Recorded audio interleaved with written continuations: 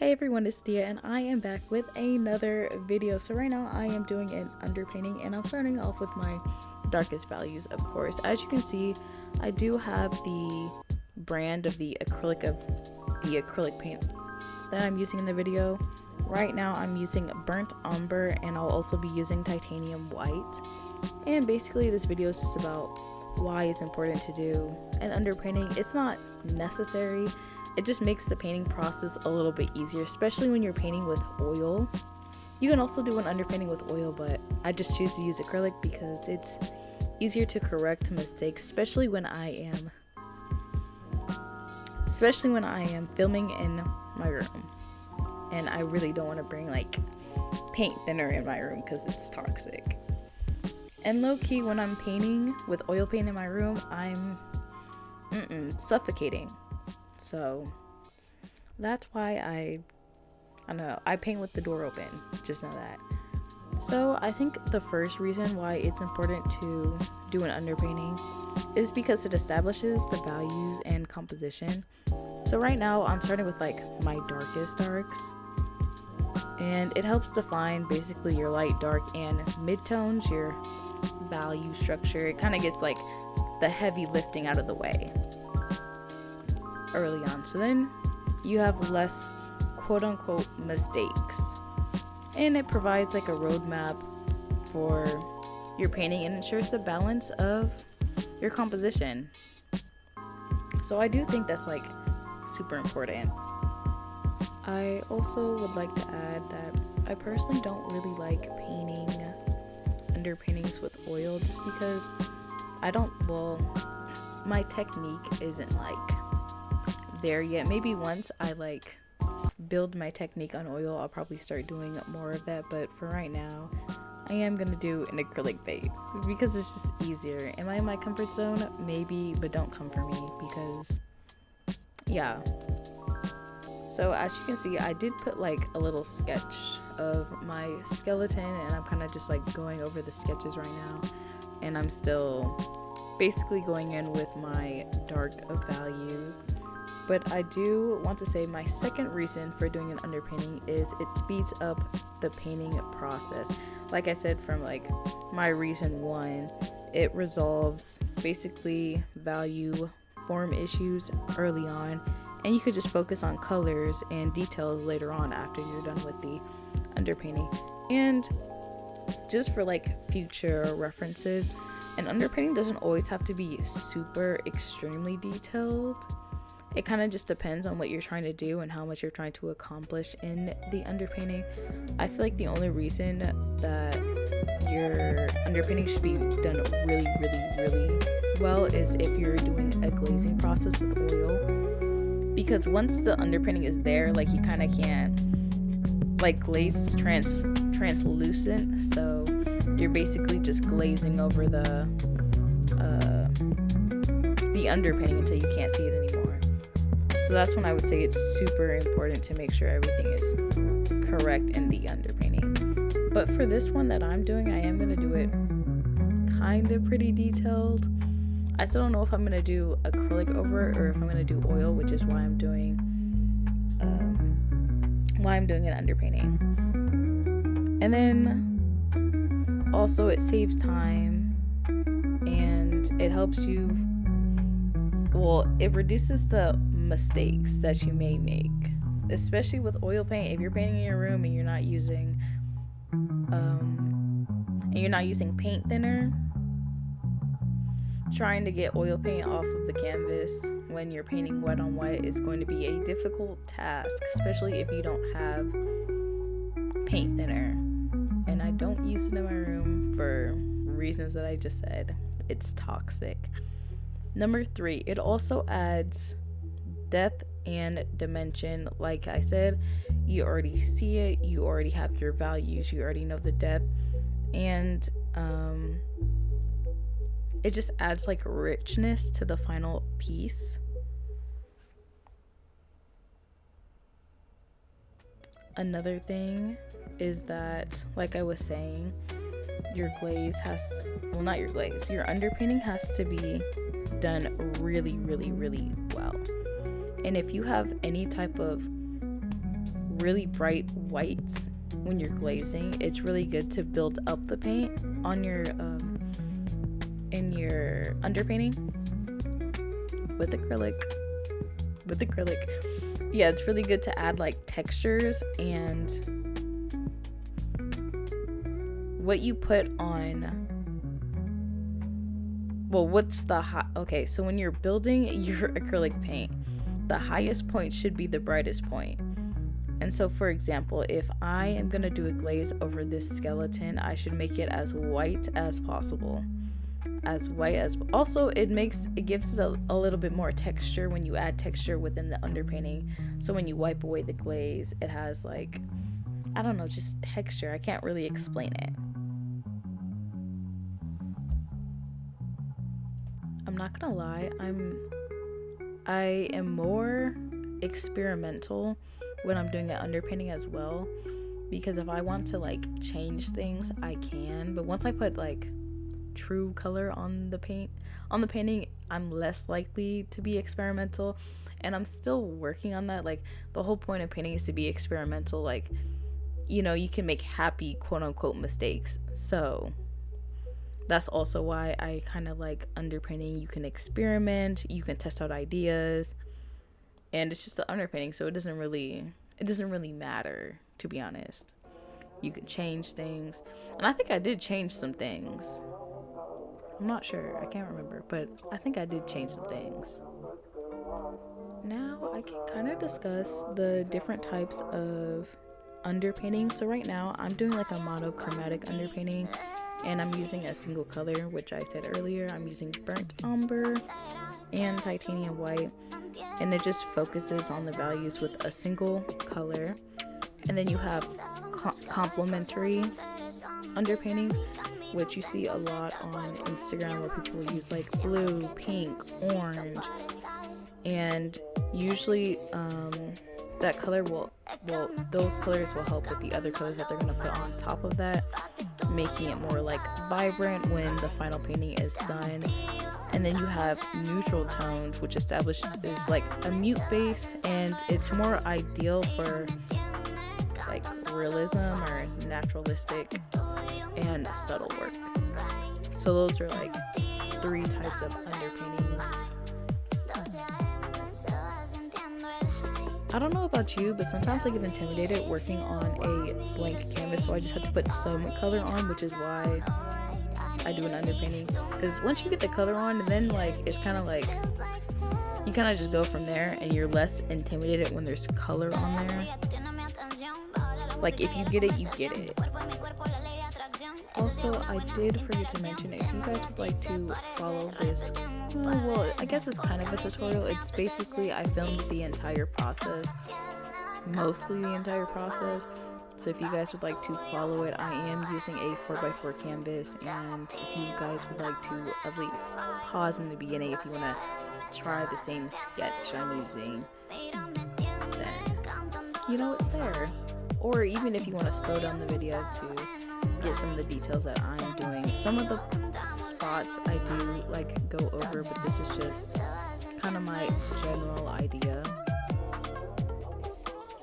And now that the semester is over, and you know, I just got done with my oil painting class and my drawing class, I'm gonna try to give you guys all the insights of everything that I learned. Since my content is I went to art school, so you guys won't have to. But I think sometimes people take it too like literal. Like, I'm not being like serious. People are just like, oh my gosh, like what if I want to go to art school? Then go to art school. But I do think sometimes, I don't know, people don't realize that art school is really, really, really expensive. And I know so many people who want to go and they just can't go because it's really expensive. So also that's why I am trying to make content about art, so those people who cannot afford it can get it for free. And hopefully you guys will like support my content, and hopefully I'm being a good hopefully this content is good, but obviously I am a growing content creator, so just bear with me. I will say, if you are a beginner artist, I would honestly recommend working on a slightly bigger canvas, just because it is, at least in my opinion, I think it is pretty difficult to work small unless it's simplistic. If it's simplistic, then it's not that bad. But I have all these details, and to be honest, the brush I'm using is, I mean, I had smaller brushes, I just chose not to do that and made it difficult for whatever reason. But also, I do think it is easier, especially if you want to try more detailed objects. It is easier to do it on a bigger canvas, or you can just paint on paper. That's something I do too. I love painting on paper, but I get like I usually paint on watercolor paper or mixed media paper, which is why I have notebooks that are mixed media, because I do a lot of mixed media now that I think about it, because I love working with like acrylic. I have watercolor, although watercolor is not my favorite, but I think it's starting to grow on me a little bit. Oil paint is growing on me, especially since the oil painting class, and now that I know how to use it. This whole time I thought like I had to use linseed oil, and like okay, don't come for me, but I really thought you had to use linseed oil in order to use the oil paint. I didn't know you could just use it throughout the tube. That's just something I learned. And then there's like rules in oil painting, which is kind of frustrating because there's not really rules in acrylic paint, but there are rules in oil painting. If you don't follow the rules, your painting will crack. It will crack. But yeah, honestly, I recommend everybody to just get like a mixed media notebook and just test out a bunch, especially if you're like a beginner artist. But even if you're not a beginner artist, just try a bunch of mediums, because you never know what you're gonna like. Like, for example, I really like ink, acrylic paint. I do like oil, but you know, me and oil paint we have a complicated relationship. That's what I'm gonna say. We have a complicated relationship because I'm one of those people, I like to put my hand on the canvas, and ooh, it really does ruffle some people's feathers when I put my hand on the canvas, but it is what it is. Like, you're not gonna stop me. But when I'm working with oil, I forget that it's oil and it's not dry, and then I wonder why I have all this paint on my hand, and then it's getting all over the place. Although if it gets on my clothes, I'm actually able to get oil paint out of my clothes, but if I get acrylic paint on my clothes, it's not coming out. Like, it is not coming out.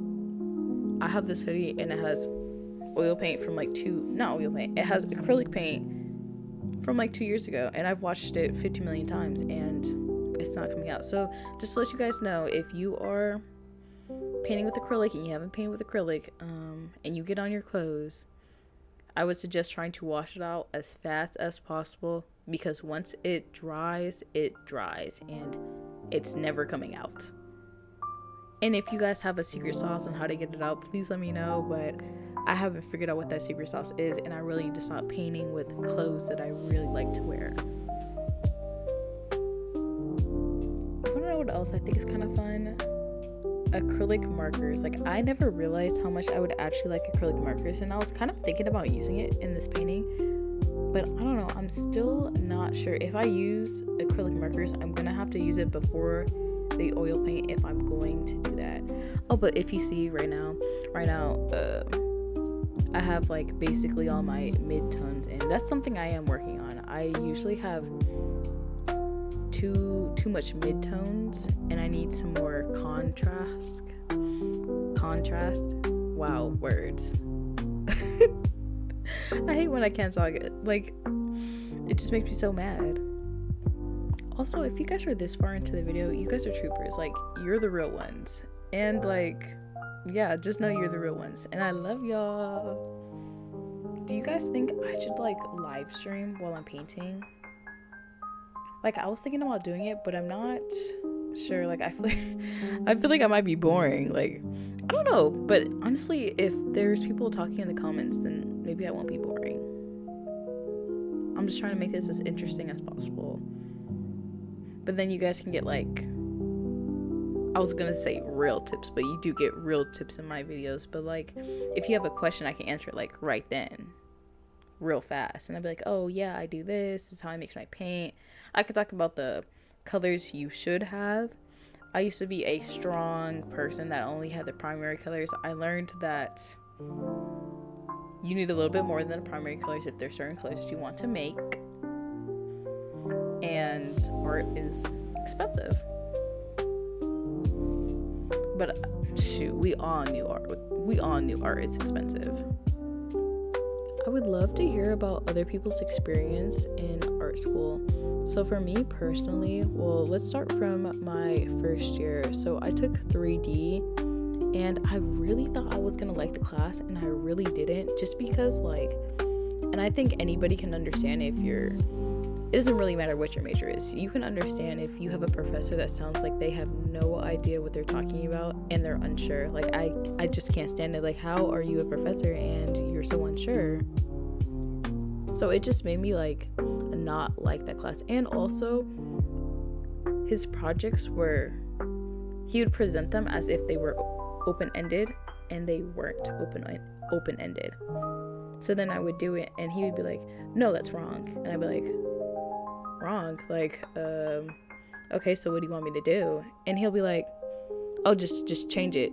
Okay, so how do you want me to change it? And then I would change it and he'd be like, oh, it's still wrong. I don't know, he was frustrating. And I had him 2 semesters in a row. Like, I'm so unlucky.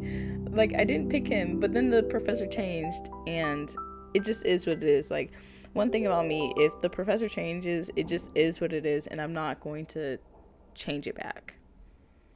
And so I'm trying to think what other class. Oh yeah, I had foundation drawing, and to be honest, for people who have taken like art classes in high school, it was kind of the same thing, kind of not the same thing. I don't really know how to explain it, just because I didn't really take any art classes in high school besides ceramics. Oh, I love ceramics. But I know that's why a lot of people really like our foundation drawing professor. He was awesome, amazing, but a lot of people didn't really like it just because it felt like we were going back to the basics, even though everybody in the class we're all art majors, so why are we still painting still lives?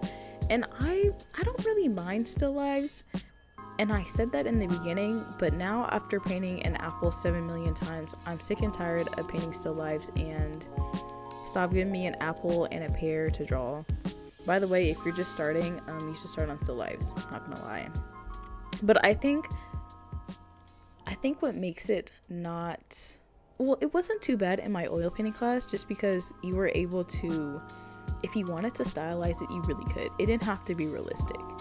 And I think once you move the limitations on how a still life, well, a lot of professors want the still life to be realistic, but once you move the parameters of, oh, it doesn't have to be realistic, you can add like texture to it, you can do this, you can do that, it kind of makes it a little less dreadful for those who don't like doing still lives. And honestly, I might be one of those people now, sadly. But yeah, if you're just starting out, I would do actually, when I did start out, I was just doing still lives. Like, I would paint like flowers. I paint flowers, I paint food, I paint a lot of in and out. I don't know why, I just thought it was fun.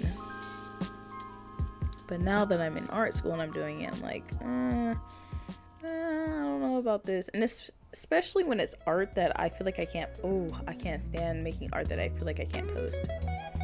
Like, it's generally a pet peeve. Or when I have to change the way I make art for a professor, that's also like, it's very irritating to me. And to be honest, I will take that quote-unquote bad grade just because I don't want to make art that you like and I don't like. So if that's taking a quote-unquote L, then I guess, well, okay, sure, it's an L, but it's not an L to me because I get to post it and I'm making the art that I want to make. But anyway, yeah, the foundation drawing class, it was like kind of the same. It's just like you're working larger and you're working with, I don't know, I think it just depends on people's high schools. But yeah, it is kind of similar. 3D was it was interesting. We worked with like Sculpey, and that's like you just put like it doesn't air dry, and you just put it in the oven. That was interesting. We also did this cardboard project, and I'm not gonna lie, I did kind of half-ass it. Like, I'm not gonna lie, I did half-ass it because I just was not feeling it. We were supposed to do a wire project. We didn't get to that. I'm trying to remember what the other projects are, but it was kind of just a blur. I really don't remember. And then my second semester of my first year, I was in pictorial. So basically, colors. We were dealing with color theory. We made like a color wheel. Actually, that was kind of fun. I did kind of like making the color wheel, even though I could tell that the professor, he doesn't paint, and I hate that I could just tell, like, it was so bad. And he was like, I don't know. I'm not even about to get into that, but yeah, we did that. We also did printmaking. I actually kind of did like printmaking. That was pretty fun. We also made, I don't know, we made like art with paper. I cannot remember what it was called. I just remember that we made political art, and somebody in my class really ruffled some people's feathers because it was, wow, it was so, like, I get it was political, but like, sir, okay. And he did stand on what he did. So it was a couple people that agreed with it. It was very interesting. See, that's when the art class gets real interesting, because like, especially my pictorial class, there was a lot of people who had very, very strong opinions, and we're talking polar opposites. This is not something that's super common in the arts, but in that class there was tons of people who were polar opposites and had totally different political views, and it was just so, I was like, oh wow, okay guys, not the girls fighting, like, let's calm down guys, let's calm down. And then what other class did I take? Wow, why can't I remember? It took me so long to remember what class I took, and now I remember now. I took expanded arts. Now you might be asking, what exactly is expanded arts? To be honest, I have no idea. Like, I guess it's just expanded. I don't know. That used to be like a degree at my school. It's not a degree anymore, just because it was too broad. Like, how can you even explain it? You can't really explain what expanded art is. And I was thinking maybe it's contemporary art, and it's not even really that. It's like expanding more than that. And I don't know, it would just have some things that were very, very questionable. Like, there is, I don't know if I can say this on YouTube. Okay, maybe I won't say that. Maybe I won't say that part. Okay, but there was our professor. He was wacky. He was a little wacky, I'm not gonna lie. He was like in his 70s, and he was wacky. Although the class was very interesting. I didn't think that I was gonna like the class as much, but I think I really liked the class because of the people that were in the class, and they just made it so enjoyable, and they really had strong personalities, and everybody was just so fun to me. But yeah, he was showing us like people that would like lock themselves in a locker and then call it art. And well, guys, what do you think about that? Lock yourself in a locker, and then you do it for 5 days, and then you call it art. I just want to hear y'all opinions. I just think it's very interesting. I'll just say that, it's very interesting. So he would show us like stuff like that. There was also, there was so much stuff that I don't even know if I could say it on YouTube. Like, I feel like I would get like flagged to take the video down, because it was just so wild. Like, literally he had to give us like a warning of what he was going to show on the screen of expanded arts. And a lot of stuff we had to do in that class, we had to do like expanding our bodies, I guess. So you could do it through like hair, makeup, clothing. That was one of our projects. I can't remember what I did. I think I did hair. I guess you could say I was playing it safe. Yeah, I did hair. There was another one where he allowed us to like, actually he provided like the materials for us to make masks and stuff. That was pretty cool. Some people made like molds of their body. That was pretty cool. I did like that. I'm trying to think what else that we did. I also remembered that I made this wacky video in the class. I'll probably never show you guys ever. Well, actually, it was on my TikTok, but I don't know if it's still on there or if I deleted it. If it's on there, you guys can go see it. It's probably way far down somewhere, hidden. But I did do like a wacky video. I would say for the most part about that class, I really don't remember much. But yeah, I don't remember much from that class. Now, fast forward, I'm in my second year and I have a oil painting class. Oof, that class cost a bag. And then I had a intermediate drawing, or like drawing 2 or something. It's something along the lines of that. And I had the same professor. Lovely. He was a lovely professor. Although he was a little wacky too. He was very, very blunt. Like, I feel like if you're sensitive, you literally couldn't have him. Because I remember there was this one girl saying that he made her cry because of, I don't know what he said about her art. I don't remember exactly what she said, but she did say that she wrote it down because it was just so horrific to her. But I thought he was pretty cool because I kind of value like brutal honesty, but also it was constructive. Like, I can't stand a professor that's going to make comments about my art and then can't give me constructive criticism, because that will irk me. And one thing about me, I will fight for my art, because what? You're wrong. And who are you talking to? Oh my gosh, maybe I am a little crazy. But basically in my oil painting class, and keep in mind, I spent a bag, and my friend gave me a lot of the supplies that she had in her oil painting class just because she didn't really like the professor. Well, okay, she was a good person, just not a good professor, and it kind of made her not like oil painting. And this was her first time painting with oil paint.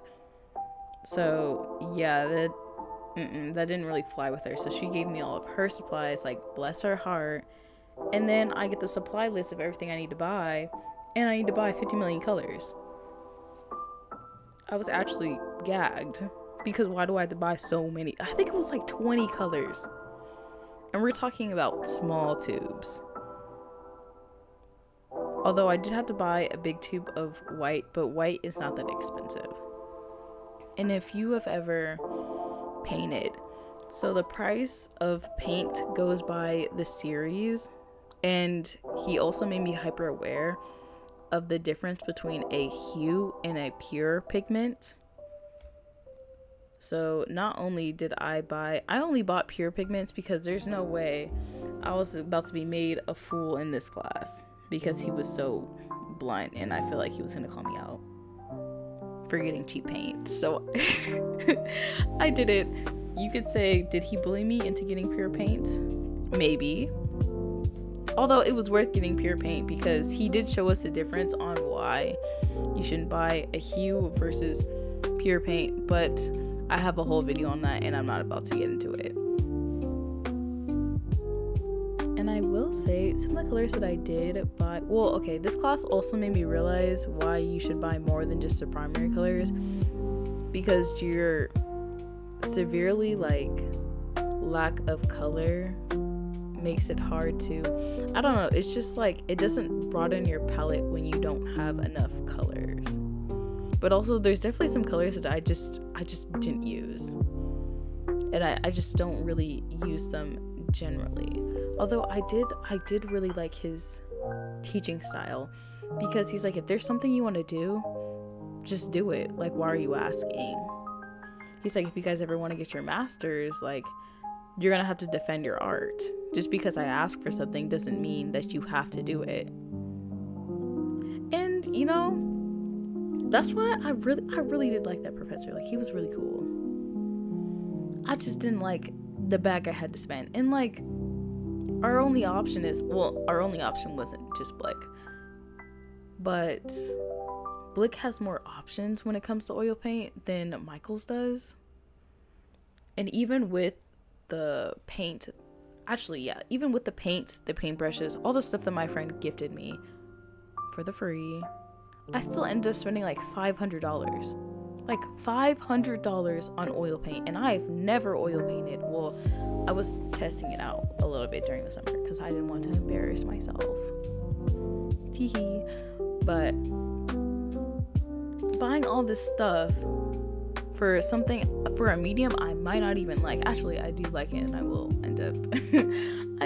end up buying some more oil paint. But one thing I can say, I was a little worried because we were getting such small tubes.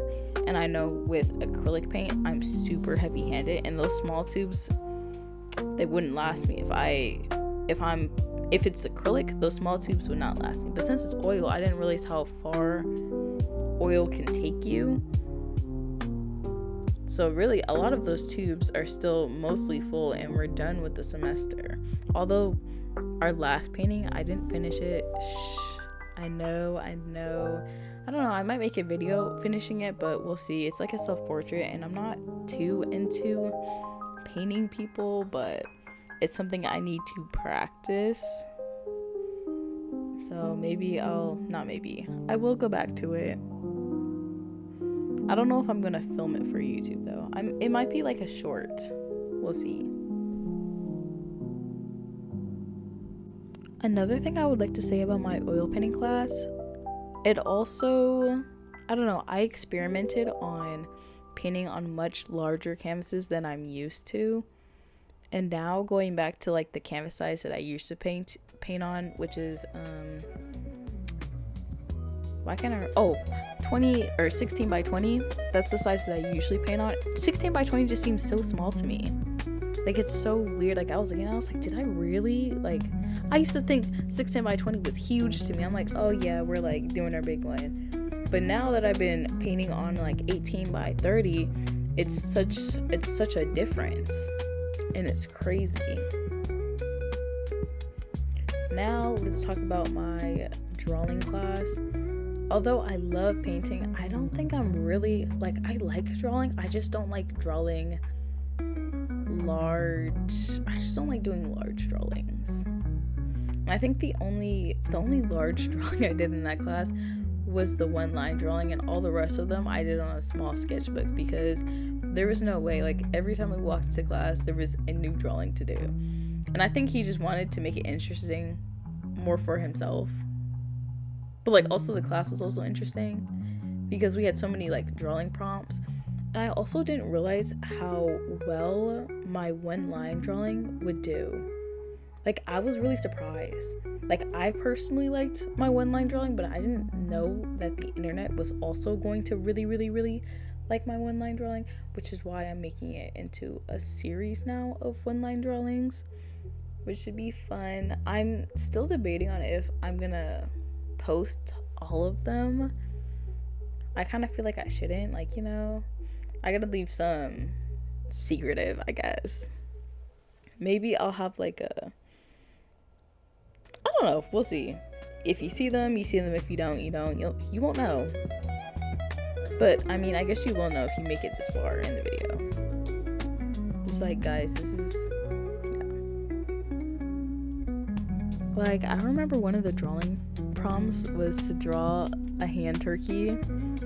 And, you know, since we're all like, you know, painting and drawing majors, you gotta like up your game. Like, we're not talking about hand turkey from the first grade. I should post my hand turkey. I thought it was very funny. It was very silly. Like, it was very silly. Like, I don't know if you guys have ever watched the show Ubi, and it's like the little hands. I don't know. Anyway, if you know, you know. If you don't, then I don't really know what to tell you. I'm trying to think of the other stuff. Oh, he had us draw the dark side of the moon. He had us make our own zodiac sign. We made a map, like heaven to hell or something, or the map to hell, something along the lines of that. We made a drawing of something we really, really, really wanted. We made a lettuce drawing, which I didn't think that I would like as much, but I actually ended up really liking the way my lettuce turned out. And he really called me out. He's like, oh, he's like, I thought you weren't gonna like it. And he kind of did call me out. He didn't have to do that. And then also the way he critiqued, so you were able to use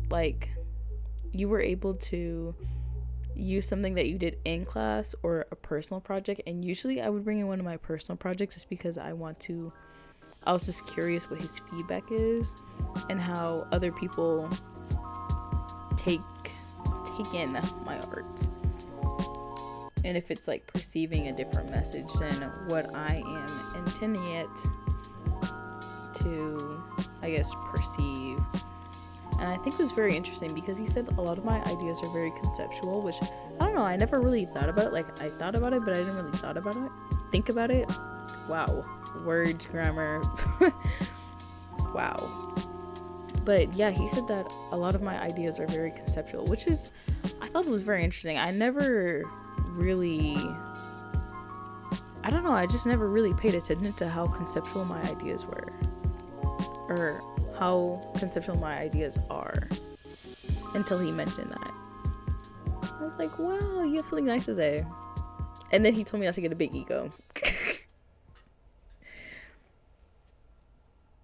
So now that my first semester is up, I guess I can tell you guys a little bit on the classes that I picked for my second semester. I really don't know how filming content is going to look. Especially one of my classes, I definitely cannot film content in there because I am doing a figure drawing class, which is with a nude model, and no, like, I can't film in there. Like, that's just so awkward. Even if it's just like me drawing on the pad, like, no, I can't do it. Sorry, guys. I'm like, can I even post that? Like, I feel like I would be like violating somebody's like privacy if I like posted it. And of course I wouldn't post the full image, like it would be covered. But I don't know, I just feel like it would be like exposing someone, you know? And especially on my Instagram, like, imagine you just like did that for like I don't know.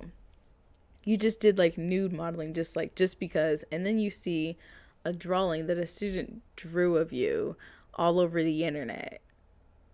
Like, I don't know, I feel like I would be violating someone's privacy.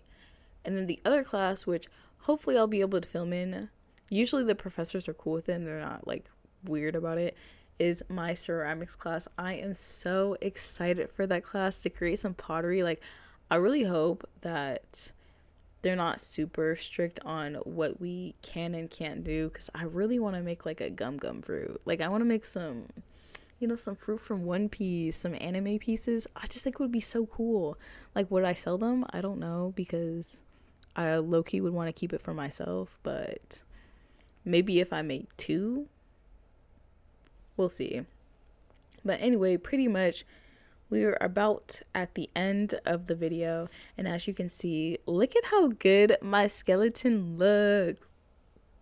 I did end up fixing a little bit of the skull off camera, just because when I was editing the video, I was like, why the skull's looking a little like it's looking a little See, this is why you do underpainting, so you can fix mistakes like that when you see them. But yeah, if you've made it this far, thank you so much. And we are on the road to 20,000 subscribers. Thank y'all, and peace.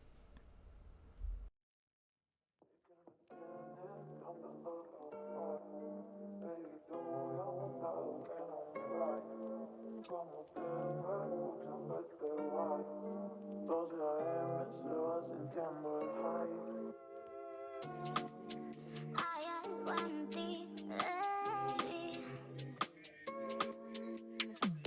¿Será que tú no entiendes a mí? Yo que andaba en busca de cosas interesantes, en mi camino te encontré tal cual como un diamante. Siento que te necesito para estar feliz. Es que me tienes cantando lo-fi, papi tuyo montado en un ride. Te motivo, entramos en un vibe. 12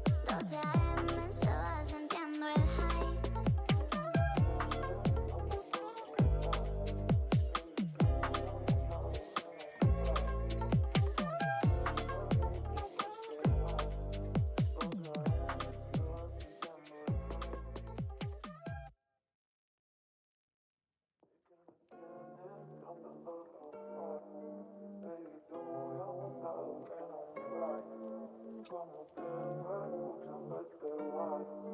12 AM se va sintiendo